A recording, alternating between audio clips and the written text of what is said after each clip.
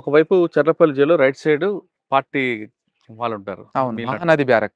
ఆ! Mahanadi barrack. Mahanadi barrack. హ్మ్. ఇంకోవైపు మొద్దుసీన్ లాంటి వాళ్ళు కనిపిస్తుంటారు. అంటే మొద్దు సీన్ గూడా మాతో పాటు ఉండేది. అంటే రూమ్ ఒకటే బ్యారక్. ఆహా! దాంట్లో 12 రూములుంటాయి. ఆ! ఆ 12 రూమ్‌లో అతనికి ఒక room right. High security barrack అదే గాబట్టి, అందులో ఒక రూమ్ ఇచ్చారు. కానీ అతనికి మాకు ఎలాంటి సంబంధం లేదు. ఎందుకంటే అతని లైన్ వేరు, మా లైన్ వేరు. కానీ మాట్లాడుకునేవారా? మాట్లాడుకో రోజు పరిటాల రవి గురించి ఎందుకు చంపానని చెప్పాడా ఎప్పుడైనా? చెప్పాడు. ఆ! ఇగ ఆయనేం చెప్పాడప్పుడు? డబ్బుల కోసం వాళ్ళు చంపింది. హ్మ్. ఏదో సూర్య అన్న బావ కన్ కళల్లో తృప్తి కోసం అని కదా! లేదు, లేదు, లేదు. వాళ్ళేందో క్రిమినల్స్. ప్రజలు అంటే వాళ్ళేదో సూర్యన్న కళ్ళల్లో ఆనందం చూడాలని చంపినా అని చెప్పిండు కదా! ఒక డైలాగు. హ్మ్. అది కాదు. అదేందంటే అప్పటికేందంటే క్రిమినల్ అని. అప్పటికి జైలుకు చాలా సార్లు వచ్చిపోయిండు. అప్పుడు సూర్య అనేది పరిచయం అయ్యిండు. ఆ సూరి పరిచయం అయిన తర్వాత సూరికి ఇతని ద్వారా ఏమైనా సూరికి అవసరం వస్తదనుకోని అతను సూరి ఇతన్ని లోబరుచుకొని అట్లా చేసింది తప్ప డబ్బుల కోసం చేసిందది. హ్మ్. ఎవరు మొద్దు సీను. ఇది ఏదో చేసింది కాదు. డబ్బుల కోసం చేసిందే. డబ్బుల కోసం ఎంత అని ఆఫర్ అని చెప్పాడా? చెప్పాడు. ఎంత? ₹1,00,00,000 అని చెప్పాడు. అందులో ఇచ్చింది 5,00,000 అయితే మేము వాకింగ్ ఎక్సర్సైజ్ చేసేటప్పుడు రాజిరెడ్డి తోటి డిస్కషన్ అంటే కొంచెం చర్చించేవాడు. "అన్న సూరి ఇట్లా చేసిండన్న, నన్ను ఇట్లా మోసం చేసిండన్న నేను అప్రూవ్‌గా మాడిపోతా." అంటే సరే అది ఏదుంటే మీ ఓన్ నిర్ణయము. అది మాకు సంబంధం లేని విషయము. మీ ఇష్టం అని చెప్పాడు. ఎవరు మన రాజిరెడ్డి అన్న. హ్మ్. అయితే అందులో ఇచ్చింది 5,00,000 అతనికి. తర్వాత ₹1,00,00,000 ఒప్పుకున్నాడంట. తర్వాత అప్రూవ్‌గా మారుతున్నందుకు ఇక తర్వాత ఏం జరిగిందో తెలీదు. తర్వాత అనంతపూర్ జైలుకి ట్రాన్స్‌ఫర్ అయిపోయిండు. ట్రాన్స్‌ఫర్ అయిన ఒక 10 రోజులకే మర్డర్ అయిపోయింది జైల్‌లో. ఆ జైల్‌లో ఉన్న వాళ్ళ మీద పోలీసులతో పాటు బయట నుంచి నయీం కూడా నిఘా పెట్టేవాడు. పెట్టేవాడు. మీకెప్పుడైనా ఎదురుపడ్డాడా? నయీం నాతో ఎప్పుడు అంటే హ్మ్. నిఘా అనేది ఉంది. హ్మ్. కాకపోతే నాతో ఎప్పుడు ఎదురు పడలే. హ్మ్. జైల్‌లో ఫోన్‌లు మాట్లాడుకునేవారా అప్పట్లో? అంటే మొబైల్సా? మొబైల్.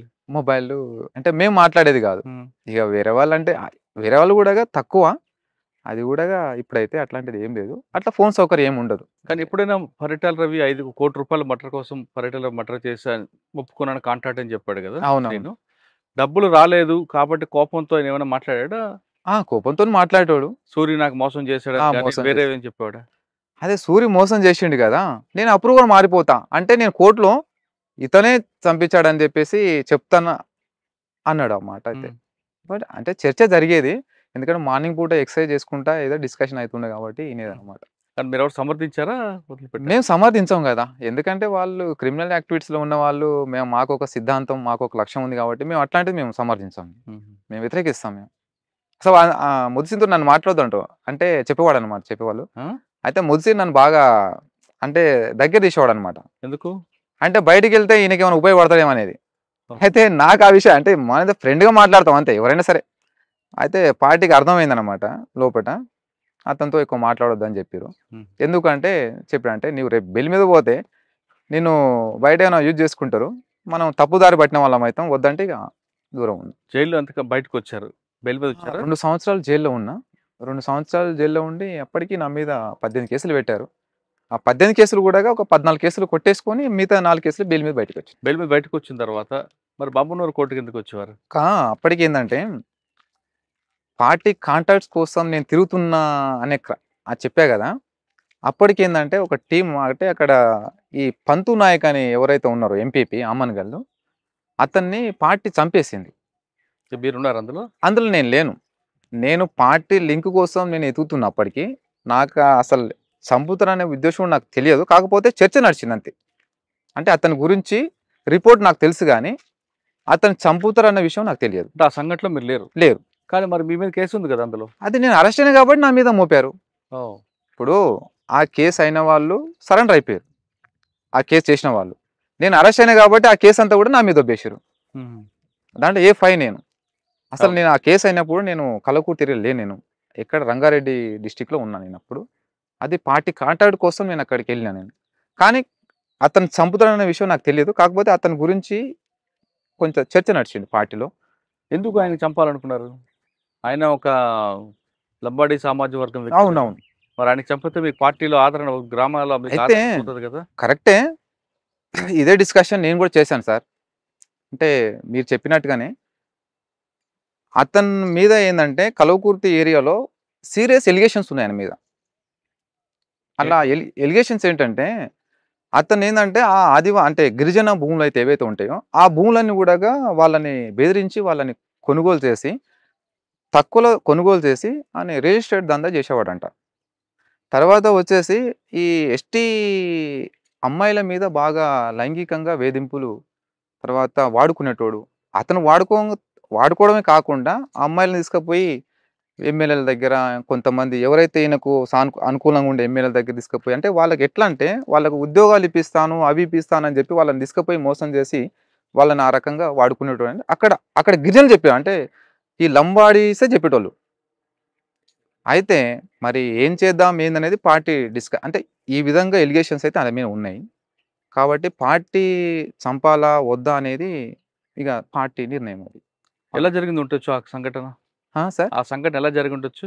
ఇక ఆ టైంలో నేను లేను కాబట్టి చెప్పలేను సార్. మీరు లేరు. హ్మ్. కాకపోతే మీకు తర్వాత తెలిసుండొచ్చు కదా! చెప్పారు. పోయినారంట ఇద్దరు. నేను మళ్ళీ వచ్చిన తర్వాత కలిసిన తర్వాత చెప్పిర్రు. పోయి ఎవరెవరు ఎళ్లారంటే ఇద్దరెళ్లారంట. ఇద్దరెళ్లి ఆ చేసిర్రు. కేసులో మీకు అరెస్ట్ చేశారు. అరెస్ట్. చేసి ఎక్కడ మహబూబ్‌నగర్ జైలా? లేదు. చల్లపల్లి జైల్‌లో ఉన్నాం. పంతు నాయక్ కేసులో కూడా. ఆ! ఆ! హ్మ్. బయటికొచ్చారు బెయిల్ మీద. అవును. మరి మహబూబ్‌నగర్ కోర్ట్‌కి ఎందుకొచ్చేవారు? అయితే బెయిల్ మీద బయటకొచ్చిన తర్వాత మహబూబ్‌నగర్ కోర్ట్‌కు నేను పేషికెళ్ళేవాడిని గదా! హ్మ్. అంటే కేస్ అనేది కమిటెలయింది. అది హ్మ్. కమిటెలు చేశారు. అంటే కల్వకుర్తి కోర్ట్ నుంచి అక్కడ జిల్లా కోర్ట్ కమిటెలయింది. హ్మ్. అక్కడ నేను పేషికెళ్ళేవాడిని. హ్మ్. పేషికెళ్తూ పేషీకి వెళ్లి కోర్ట్‌లో మీ వాదన వినిపించాల్సిన విక్రమ్ AK-47 మీద ఎందుకు కన్నేసారు? సార్ అది నేను కన్నేయలేదు. అది నాకు సంబంధం గూడా లేదు. అది అయితే కోర్ట్‌కు నేను పేషీకి అటెండ్ అవుతున్నా. అప్పటికి ఒక విషయం ఏందంటే, కనీసము లాయర్‌కు డబ్బులు పెట్టి కేసును వాదించుకునే స్తోమత గూడా నాకు లేదు ఆ టైంల. అయితే కేసు ఆల్రెడీ స్టార్ట్ అయింది, రన్ అయింది. నాకు అడ్వకేట్ లేడు. తర్వాత అడ్వకేట్‌ని పెట్టుకోమని గూడా చెప్పిండు. చెప్తే నా మిత్రుడు, మా ఫ్రెండు కొనపూర్ రామ్ తెలుసు గదా! హ్మ్. అతను, అతని ఫ్రెండ్ ఒకరిని మాట్లాడి పెట్టిస్తా అని జెప్పిండు. ఇగ అంతలోపు ఏమైందో తెలియదు. ఒక ఆరోపణ అయితే వచ్చింది. కోర్ట్ నుంచి AK-47 మిస్ అని. హ్మ్. అది ఎవరు? నా కోసమే పోలీసులు వెంటాడుతున్నారు. అయితే అప్పటికేందంటే ఇగ కేసు కోర్ట్‌లో నడుస్తుంది. ఒక టెన్షన్‌తోనున్నా. తర్వాత AK-47 తీసుకపోయిన ఒక ఆరోపణ వచ్చింది. ఆరోపణ రాంగానే ఇగ నేను మళ్ళీ ఎట్లా వీళ్ళు బతకనియ్యరు ఖచ్చితంగా. వీళ్ళు ఏదో ఒకటి చేస్తారని జెప్పేసి ఇగ నా సేఫ్టీ నేను మళ్ళీ ఉద్యమంలోకెళ్ళిపోయినా. మహబూబ్‌నగర్ కోర్ట్‌లో ఒక సైడ్ కిటికీ పక్కన AK-47 5 రోజులు అబ్జర్వ్ చేసిన విక్రమ్, హ్మ్. ఒకరోజు రాత్రి ఇంకొక వ్యక్తిని హుహు. తీసుకొచ్చి కిటికీ పగలగొట్టి అవ్ AK-47 తీసుకెళ్లారని పోలీస్ సార్, కోర్ట్‌లో AK-47 తీయడం అంటే అది సహజం. ఎవరు చేయలేరు. చాలా సెక్యూరిటీ ఉంటదక్కడ. హ్మ్. చాలా ఇంకోటి కోర్టు సామాన్స్ ఏమైనా ఉన్నయి కూడా దాన్ని ఎంబడే వాళ్ళు అక్కడ కోర్ట్ స్టాఫ్ దాన్నెప్పుడు భద్రపరుస్తారు. అది నాకు సంబంధం లేని విషయము. సరే అక్కడ సంబంధం లేని అనుకుందాం అవును. కాసేపు. కోర్ట్‌లోని AK-47 ఎర్రగొండకపాలెం పోలీస్ స్టేషన్‌లో ఎలా దొరికింది? తెలియదు ఇక ఆ విషయం. ఎన్‌కౌంటర్‌లో దొరికింది వాస్తవం. కానీ అదే అని కూడా తెలవదు మరి. ఇక్కడ వెపనే అక్కడ దొరికింది. దొరికింది.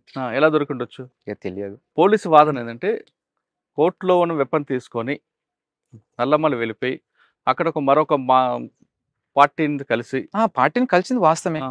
అనేకమైన ఉద్యమాలు చేసాం మేము నలుగురం కలిసి. వాళ్ళకి AK-47 ఇచ్చినట్లు కూడా ఉంది. నేనైతే ఏమి ఇయ్యలేదు. వాళ్ళ దగ్గర వెపన్స్ మస్తుగుండే. వాళ్ళ దగ్గర నుంచి SLR తీసుకున్నావాడు కదా! లేదు. ఎస్ఎల్ఆర్ ఆల్రెడీ అక్కడ చాలా వెపన్స్ అశోక్ అన్న, ఎవరు వాళ్ళది కలిసిందెవరు మీకక్కడ? అశోక్ అన్న. ఆ! అశోక్ అన్న అలియాస్ జాన్ బాబురావు, ఇంకా విమల, తర్వాత భారతి. భారతి. ముగ్గురుండే. మీరు ముగ్గురు వాళ్ళు కాంటాక్ట్ అయ్యారు. కాంటాక్ట్. కాంటాక్ట్ అయిన తర్వాత వాళ్ళ దగ్గర ఎన్ని ఉండొచ్చు వెపన్స్ అప్పుడు? ఇక అది అశోక్ అన్నకు తెలుసు. కానీ నేను పోయిన తర్వాత నాకు ఎస్ఎల్ఆర్ కేటాయించిండు నాకు. ఎందుకు? అంటే నా స్థాయిని బట్టి ఇచ్చిండు నాకు. అచ్చా! AK-47 మీరు ఆళ్ళకిచ్చాక నేను తెలవదది. ఆల్రెడీ వాళ్ళ దగ్గర ఉన్నాయి. హ్మ్. ఇగ AK-47 నేను ఇవ్వలేదు. హ్మ్. కానీ నాకు మీకే వాళ్ళు SLR ఇచ్చారు. నేను పోయిన తర్వాత వాళ్ళు కానీ ఇస్తారు. పార్టీ అప్పటికి నల్లమలలో దూరం అవుతున్న క్రమంలో ఇంకా అప్పటికి ఉందంటారా? అప్పటికి పార్టీ లేదు.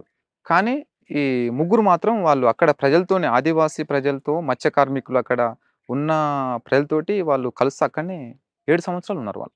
ఎక్కడ ఏ ప్రాంతం? నల్లమల్ల ప్రకాశం డిస్ట్రిక్ట్ వచ్చి మహబూబ్‌నగర్ 2 బేస్ చేసుకొని వాళ్ళు పనిచేసిర్రు.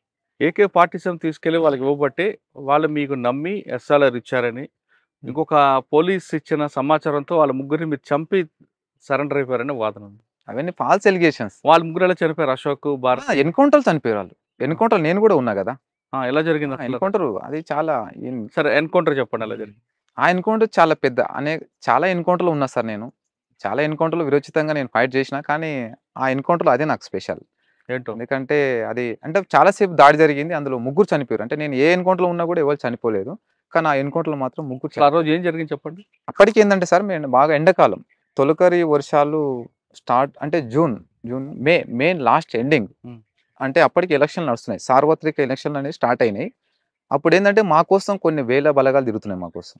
అయితే మేమేం చేశామంటే ఎవరికీ అక్కడ ప్రజలతోటి లింకు లేకుండా ఒక నెల రోజులు ఎలక్షన్‌లు మొత్తం కౌంటింగ్ అయిపోయేంత వరకు మనం ఎవరికీ కలవద్దనేది మేము అనుకోని ఒక పెద్ద కొండ దగ్గర 1 మంత్ ఉన్నాం అక్కడనే. హుహు. ఆ 1 మంత్ ఉన్న తర్వాత అంతా అంటే ఎక్కడెక్కడ అంతా కూల్ అయిపోయింది. అంటే ఎలక్షన్‌లు అయిపోయినాయి. తర్వాత ప్రమాణ స్వీకారం గూడా అయిపోయింది. ఇద్దరు సీఎంలు. అయితే అప్పటికి మేము చాలా జాగ్రత్తతోని మేము తిరిగినాము. కాకపోతే ఒక చిన్న మిస్టేక్ ఏందంటే తెలంగాణ గవర్నమెంటు ఏర్పడ్డ తర్వాత సీఎం కేసీఆర్ ఏమన్నారంటే, మావోయిస్టుల ఎజెండానే మా ఎజెండా అని చెప్పిండు. మరి అట్లా అన్నోడు మరి ఎన్‌కౌంటర్ ఏం చేయడు గదా! మా మీద ఏం బలగాలు గూడా ఏం రావు గదా! అని కొంచెం మేము అట్లా ఆలోచించినాం. ఇంకోటి అక్కడ టీడీపీ గవర్నమెంట్ కదా! చంద్రబాబు నాయుడు. అప్పుడు 2014 అప్పటికి చాలా ఎన్‌కౌంటర్‌లు చేసిన గవర్నమెంటే. కానీ ఇప్పుడు చేయకపోవచ్చు అనేది కొంచెం నిర్లక్ష్యం. తర్వాత మేమక్కడ కొండ అంటే అడవి నుంచి మేము నదిలోకి దిగినాం ఆ రోజు. అయితే అప్పటికి మా దగ్గర సరుకులు లేవు. తినటానికి సరుకులు అయిపోయినాయి. అయితే అప్పటికేందంటే నది ఎండిపోయింది కాబట్టి అక్కడ మత్స్య కార్మికులు కూడా ఎవ్వరు లేరు. ఒకే ఒక వ్యక్తి ఉన్నాడు. ఆ వ్యక్తే పోలీస్ ఇన్ఫార్మర్. ఆ వ్యక్తి మీ ఫ్రెండా? ఫ్రెండ్ గాదు. మా ఫ్రెండ్ గాదు. అశోక్ అన్నకు చాలా దగ్గర సన్నిహితుడతను. హుహు. నేను పోయిన తర్వాత పరిచయం అయ్యిండు. అయితే చాలా సార్లు కలిసాం అతన్ని.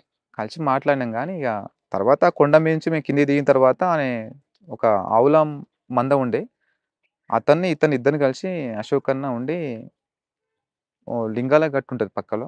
అవును. ఆ లింగాల గట్టుకెళ్ళి కొన్ని సరుకులు తీసుకొని, కొన్ని చెప్పులు లేవు. తీసుకొని రమ్మని పంపించిండు. పంపించినోడు పోయిండు. సరుకులు తీసుకొని వచ్చిండు. అయితే అసలు ఇన్ఫార్మర్ ఇతను గాదు. ఇతను పోయి వేరే అతను జెప్తే వాళ్ళు పోలీసోళ్ళకు ఇన్ఫర్మేషన్ పోయింది. మేమున్నది మహబూబ్‌నగర్, ప్రకాశం బార్డర్‌లో మేమున్నాం. వచ్చింది గుంటూరు పోలీసోళ్ళొచ్చిర్రు ఆ రోజు. అయితే ఆ రోజు అప్పటికేందంటే మేము పంపిన తర్వాత 2 రోజులు మేము అక్కడ ఉన్నాం. హ్మ్. ఆ 2 రోజులు మేము ఉన్న తర్వాత ఏమైందంటే అప్పటికి నేను అన్నా అశోక్ అన్నతోటి, "అన్న కొంచెం ఏదో తేడా వస్తుంది" అనే కొంచెం డౌటొస్తుంది. మనం ఇక్కడి నుంచి మకాం కాల్ చేసి ఎళ్ళిపోదాం అన్నా. లేదు ఆల్రెడీ అంతకుముందు నేను చాలా 5, 6 సంవత్సరాల నుంచి నేను కలుస్తున్నా అబ్బా! ఆయన గురించి నాకు తెలుసు. ఎందుకంత నీవు డౌట్ చేస్తున్నావు అంటే, "ఏమో అన్న నాకు కొంచెం డౌటొస్తుంది. కొంచెం ఎందుకో ఇంతకుముందులాగా మాట్లాడట్లేదు. కొంచెం తేడాగా మాట్లాడుతుండంటే" "ఏం కాదులే" అన్నాడు. అయితే వేరే ప్లేస్‌కి పోదాం అనుకున్నాం. అయితే అక్కడ వాటర్ సమస్యలున్నాయి మళ్ళా. వాటర్ దూరం ఉంటాయి. ఆహా! అయితే అశోక్ అన్న ఏమంటే, "సరే ఈ ఒక్కరోజు ఇక్కడ ఉందాం." అట్లా ఒక్కరోజు కూడా ఉందాం అనలేదు. అన్నం వండుకొని తినేసి ఎళ్ళిపోదాం అని చెప్పిండు పైకి కొండ మీదకి. నది ఒడ్డున ఒక చిన్న గుట్ట ఉంటది. గుట్ట మీద ఆగి తిన్న తర్వాత మేము మధ్యాహ్నం 10కి తినేసినాం అంతా. తిని సర్దుకొని కిట్లేసుకొని ఎళ్దాం అనుకున్నాం. ఆల్రెడీ కొంచెం ఒక 10 అడుగులు ఎళ్ళాం. మళ్ళా అశోక్ అన్న ఉండి ఆహ్, "విక్రమ్ మనం ఈరోజు ఇక్కడనే ఆగుదాం. నైటు తెల్లవారుజామున 5 గంటలు లేసి, ఇంత అన్నం వండుకొని తెల్లవారుజామున 5 గంటలు లేసి ఎళ్ళిపోదాం" అని చెప్పిండు. సరే ఎళ్దాం. కాకపోతే మరి ఇక్కడైతే ఇది ఈ ప్లేస్ అయితే బాగాలేదు. వేరే ప్లేస్‌కెళ్దాం అన్నా. "ఏం కాదులే వాళ్ళు పోయొచ్చి కూడా 3 రోజులయింది గదా! వస్తే 8 రావాలంటే ఎప్పుడు రావాలి. వాళ్ళొచ్చి 3 రోజులవుతుంది మన దగ్గరికి. కాబట్టి ఏం కాదు అన్నాడు. అయితే ఇంకోటేందంటే, మేమున్న ప్లేస్‌కు పోలీసులు నడిచి రావాలంటే ఒక 3 డేస్ టైం పడతది. హ్మ్. చాలా హార్డ్ టెర్రన్ ఏరియా అది. వస్తే బోట్‌లో రావాల్సిందే పోలీసులు. కానీ సైడ్ పూట నడుచుకొని రావడానికి కూడా ఇబ్బందే. బాగా లోయలు, కొండలుంటాయి బాగా. అయితే అది అశోక్ అన్న మిస్టేక్ చేసిండు. అయితే బోట్‌లో వస్తే సౌండ్ అయితే మనం అలర్ట్ అయితాం. అయితే మేమేం చేసినామంటే ఇగ సరే అని చెప్పేసి ఇగ ఆగినాం అక్కడ. అదేంటంటే పెంట ఉంటది. ఆవుల మంద పెంట. కొండ మీద ఒక చిన్న పెంట ఉంటది. నదికి ఆనుకోని ఉంటది.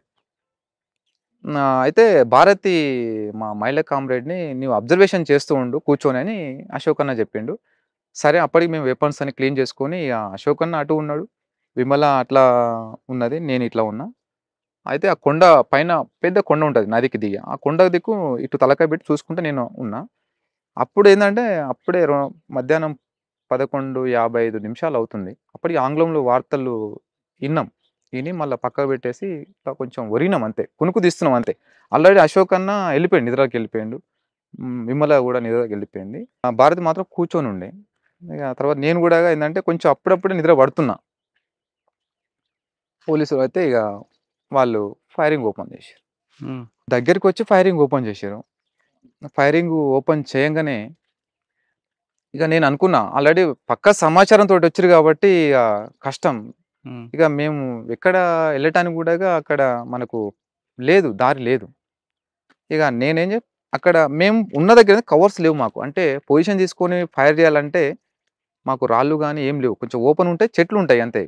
కానీ మేము అంత అలర్ట్ కూడా లేము. ఓకే. కానీ వచ్చిన పోలీసులకేందంటే వాళ్ళకు చుట్టూ రాళ్ళు ఉంటాయి. కొంచెం చిన్న కాలువ ఉంటది.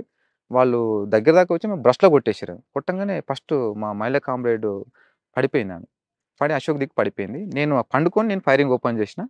విమల ఫైరింగ్ చేసింది. అశోక్ అన్నకు ఆల్రెడీ ఫైరింగ్ కాంగానే లేషిన. లేవంగానే తొడకు పడ్డాయి రౌండ్.